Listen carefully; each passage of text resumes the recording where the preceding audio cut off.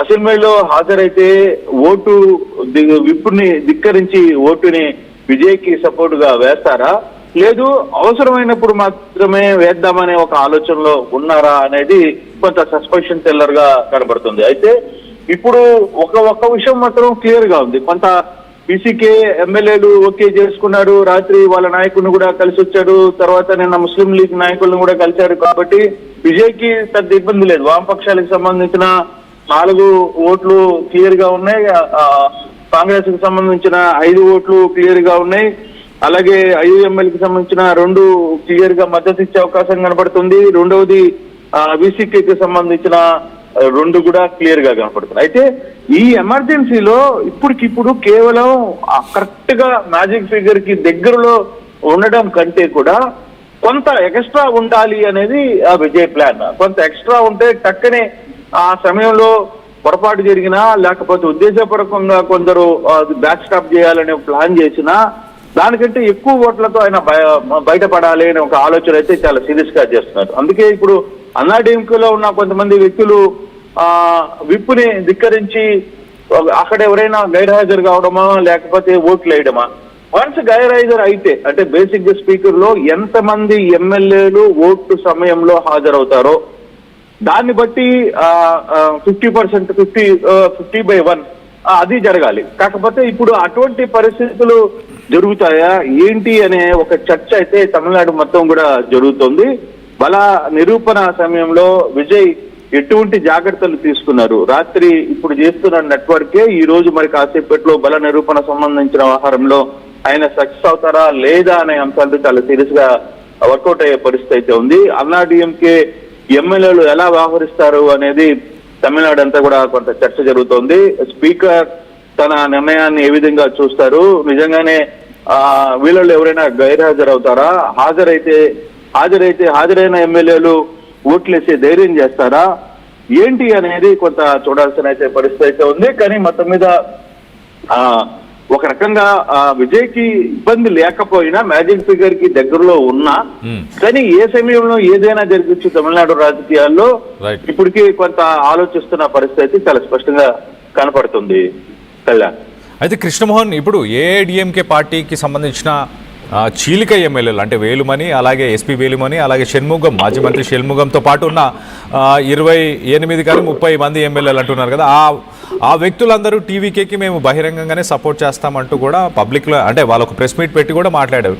So వాళ్ళు ఈ బల నిరూపణ పరీక్షలో కూడా వాళ్ళు సపోర్ట్ చేస్తే స్పీకర్ చేతిలోనే ఉంటుంది కదా, స్పీకరు డిప్యూటీ స్పీకర్ ఈ 2 పదవులను కూడా టీవీకే నేతలే వాళ్ళైతే చేజిక్కించుకున్నారు. సో స్పీకర్ చేతిలోనే ఉంటుంది కాబట్టి విజయ్ దాన్ని ఏమైనా యూటిలైజ్ చేసుకునే ఆప్షన్ ఉందా? అంటే వాళ్ళని కూడా ఆ బల సంఖ్యని కూడా దాన్ని కూడా బలానికి యాడ్ చేసుకొని స్పీకర్ ద్వారా దాన్ని కొంత డైల్యూట్ చేసే అవకాశం, అంటే వాళ్ళపైన వేటు పడకుండా. స్పీకర్ ఎప్పుడైతే స్పీకర్ గా ఎన్నుకో కాపాడుతారో వాళ్ళు బల నిరూపణలో వాడడానికి వాళ్ళ ఓటుని వినియోగించుకునే పరిస్థితి ఉండదు.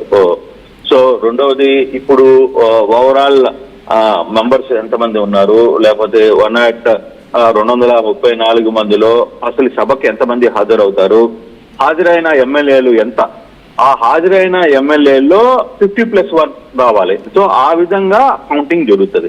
సో ఇప్పుడు ఫర్ సపోజ్ ఒక 10 మంది రాలేదు, 220 మంది హాజరయ్యారు అనుకుందాం. 220 మంది హాజరైనప్పుడు 220 మందిలో 50+1 హాజరు కావాలి. నిజంగా ఒక రకంగా విజయ్ కి కానీ అన్నాడీఎంకే ఎమ్మెల్యేలు గైర్ హాజరు అయితే నిజంగా విజయ్ కి నెచ్చిన పాలు పోసినట్టే. ఎందుకంటే ఆ సంఖ్యలోనే మెజార్టీని చూడాలి. ఆ సంఖ్యలో కానీ మెజార్టీ చూసినప్పుడైతే డెఫినెట్ గా అతనికి అత్యధిక బలగం వచ్చే పరిస్థితి కూడా చాలా స్పష్టంగా ఏర్పడుతుంది. ఎమ్మెల్యేలు పూర్తిగా హాజరయ్యి అన్నాడీఎంకే ఎమ్మెల్యేలు ఓటు వేయకపోతే అది ఒక సమస్య. ఎందుకంటే ఆయన 118, 120లోనే ఆయన ఆగిపోతారు.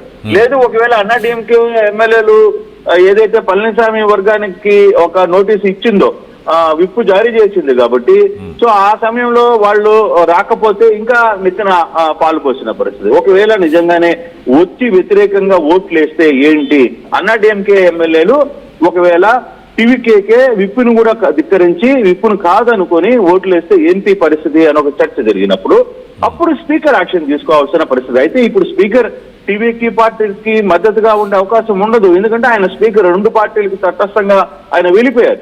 అయితే ఇప్పుడు ఆ సందర్భంలో ఒకవేళ స్పీకర్ గాని వాళ్ళకి కూడా ఒకే టీవీకి మద్దతుగా నిలబడితే పళనిస్వామి కోర్టుకు వెళ్లే సందర్భం ఉంటుంది. కోర్టుకు వెళ్ళినప్పుడు అది కోర్టులో హైకోర్టులో అవుతుందా, సుప్రీంకోర్టు వరకు వెళ్తుందా, కొంత టైం పడుతుంది. ఏది 1 సంవత్సరమా 1.5 సంవత్సరమా, కొంత టైం పట్టే పరిస్థితి ఉంటుంది. అప్పుడు కథ వేరు. ఈ లోపల ప్రభుత్వం రన్ చేసుకుంటూ ఉంటారు. కానీ కోర్టు ఇచ్చే తీర్పు అది ఏ రోజు వస్తుంది, సంవత్సరానికి వస్తుందా, 2 సంవత్సరాలకు వస్తుందా, లేదు వెంటనే వస్తుందా అనేది ఇప్పుడు మన చేతిలో లేదు. వన్స్ అది కోర్టుకు వెళ్ళిపోయిన తర్వాత ఆ ఎమ్మెల్యేలను ఉంచాలా, బహిష్కరణ వేటుకు పడాలా, లేకపోతే ఆ ఓటు వేసిన ఓటు చెల్లుబాటు కాదని తీర్మానిస్తారా అనేది అప్పుడు పరిస్థితి. కానీ ఇప్పటి వరకు మాత్రం స్పీకర్ అట్ట తన సొంత మనిషి కాబట్టి డెఫినెట్ గా ప్రభుత్వం ఫార్మేషన్ లో ఎటువంటి ఇబ్బందులు ఉండవు అనేది చాలా స్పష్టంగా మనకి అర్థమవుతుంది. Kalyan. Right Krishnamohan, thanks for the latest update. మొత్తం మీద తమిళనాడు రాజకీయాల్లో కొంత హై టెన్షన్, కొంత హై డ్రామా నెలకొని ఉంది. విజయ్కి కావాల్సిన మ్యాజిక్ ఫిగర్ని తను అందుకున్నాడు. ఇవాళ బల నిరూపణ చేసే దాంట్లో ఆ మ్యాజిక్ ఫిగర్లో మరి సరిపోతుందా? మరోపక్కన ఏఐడిఎంకే పార్టీ 2గా చీలబోతున్నట్టు తెలుస్తుంది. దానికి సంబంధించి వాళ్ళు ఇచ్చిన స్టేట్మెంట్ అంటే బహిరంగంగానే మేము టీవీకేకి అలాగే విజయ్కి సపోర్ట్ చేస్తాము, బల నిరూపణ జరిగే సమయంలో కూడా సపోర్ట్ చేస్తామంటూ వాళ్ళు చెప్పుకొచ్చారు. కానీ వాస్తవానికి పళనిస్వామి ఏఐడిఎంకే పార్టీ అధినేత ప్రస్తుతానికి పళనిస్వామి ఒక విప్పుని జారీ చేశారు. ఆ విప్పుని ధిక్కరించి ఎమ్మెల్యేలు మరి వాళ్ళందరూ సపోర్ట్ చేసే అవకాశం ఉంది. మరోపక్కన ఇంట్రెస్టింగ్ థింగ్ ఏంటంటే ఇవాళ జరిగే ఆ ఫ్లోర్ టెస్ట్లో ఎంతమంది అటెండ్ అవుతారో ఆ అటెండ్ అయిన దాంట్లో నుంచే మెజారిటీని అంటే దాంట్లో కూడా 2/3 మెజారిటీని చూడాలి. ఆ మెజారిటీని మాత్రమే స్పీకర్ చూస్తారు. సో ఎంతమంది అటెండ్ అయ్యారు, దాంట్లో విజయ్కి ఎంత మంది సపోర్ట్ చేస్తున్నారు, ఈ లెక్క మాత్రమే ప్రస్తుతానికి వర్కౌట్ అవుతుంది. సో పళనిస్వామి విప్ని జారీ చేసిన తర్వాత ఇప్పుడు వేలుమణి అలాగే వేలుమణితో పాటు షణ్ముగం, మాజీ మంత్రి షణ్ముగం వీళ్ళిద్దరితో పాటు ఉన్న ఎమ్మెల్యేస్ అసలు ఇవాళ అసెంబ్లీకి అటెండ్ అవుతారా అవ్వరా? ఒకవేళ అయ్యి విజయ్కి సపోర్ట్ చేస్తే పళనిస్వామి దానికి సంబంధించి ఆయన స్పీకర్ని వాళ్ళపై వేటు వేయాలని స్పీకర్ని కోరడం జరుగుతుంది. మరి స్పీకర్ ఇనిషియేటివ్ తీసుకుంటారా? ఒకవేళ స్పీకర్ ఇనిషియేటివ్ తీసుకోకపోతే హైకోర్టు, దాని తర్వాత మళ్ళీ సుప్రీంకోర్టు వెళ్ళే అవకాశం. మొత్తం మీద ఏఐడిఎంకే పార్టీ 2గా చీలడానికి ప్రధాన ఆరోపణ, ప్రధాన కారణం ఏంటంటే ఇటు ఎస్పీ వేలుమణి అలాగే మాజీ మంత్రి షణ్ముగం చాలా క్లియర్గా ఏఐడిఎంకే పార్టీని డిఎంకే పార్టీతో కలిపి ప్రభుత్వాన్ని ఫామ్ చేద్దామంటూ ప్రయత్నం అయితే పళనిస్వామి చేశాడు. స్టాలిన్తో మాట్లాడి మంతనాలు జరిపే ప్రయత్నం చేశాడు. విజయ్కి ఆ మెజారిటీ మ్యాజిక్ ఫిగర్ రానప్పుడు ఈ పనికి పూనుకున్నాడు. కాబట్టే పళనిస్వామి మా పార్టీకి అధినేతగా ఉండాల్సిన అవసరం లేదు, ఈ పార్టీకి అన్నాడీఎంకే పార్టీకి పళనిస్వామికి ఎలాంటి సంబంధం లేదు అంటూ చెప్పుకొచ్చారు. మొత్తం మీద విజయ్ రాకతో తమిళనాడు రాజకీయాల్లో ప్రపంచం అయితే ఖచ్చితంగా మొదలైంది. దానివల్ల ప్రకంపనలు కూడా కనిపిస్తున్నాయి. ఒక పార్టీ 62 సంవత్సరాల చరిత్ర గల్లా అన్నాడీఎంకే పార్టీ మరి కుప్పకూలిపోబోతుందా? దీనికి సంబంధించి మీరేమనుకుంటున్నారు? ఇవాళ ఫ్లోర్ టెస్ట్ సజావుగా సాగుతుందని మీరు భావిస్తున్నారా? మీ అభిప్రాయాలు ఏంటనేది కింద కామెంట్ రూపంలో తెలియపరచండి.